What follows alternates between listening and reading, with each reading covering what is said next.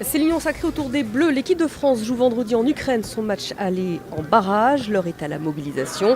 Nous avons consulté, vous êtes d'ailleurs 80% à vouloir faire bloc autour des joueurs de Didier Deschamps.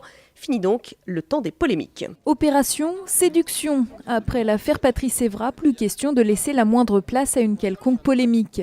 Plus que jamais unis, sur le même tempo, les Bleus font bloc et avec la même ambition, se qualifier pour la Coupe du Monde au Brésil.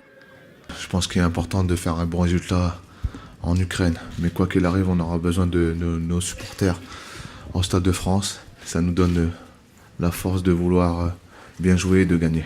Il faut prôner l'union sacrée, je pense qu'on en a tous besoin. Et j'espère vraiment qu'on va bien négocier ce match aller. Et puis qu'après, au retour, on est justement tout le peuple français, tous les gens qui aiment le football français, qui soient derrière nous justement pour nous aider à se qualifier. L'appui et l'optimisme de leur public, les Bleus peuvent déjà compter dessus. D'abord, on compte sur elle surtout pour aller au Brésil et on les supportera donc en Ukraine. Là, on part vendredi tous et on sera au Stade de France et on ira au Brésil. On va y aller. À condition de venir à bout de l'Ukraine lors de ces barrages vendredi et mardi prochain.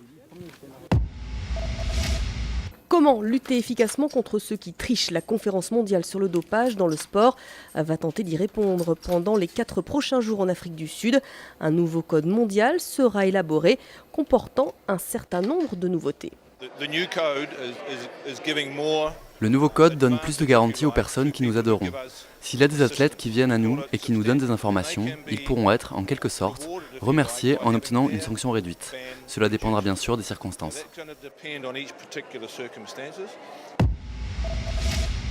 Il ne termine pas numéro 1 mondial, mais il gagne le Masters. Novak Djokovic s'est imposé hier en finale face à Rafael Nadal. Victoire 6-3, 6-4.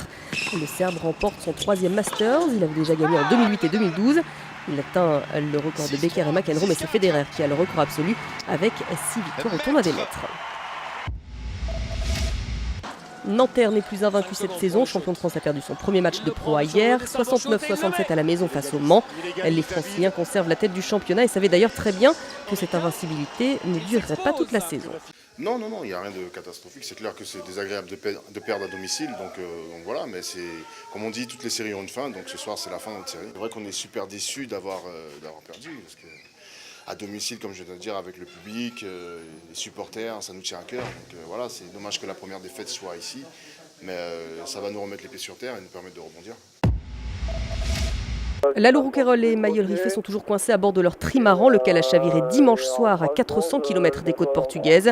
Les deux engagés dans la Transat Jacques Vabre attendent un remorqueur qui sera sur zone la nuit prochaine pour, dans un premier temps, le redresser. Ouais, ça sent sous Genac, donc ça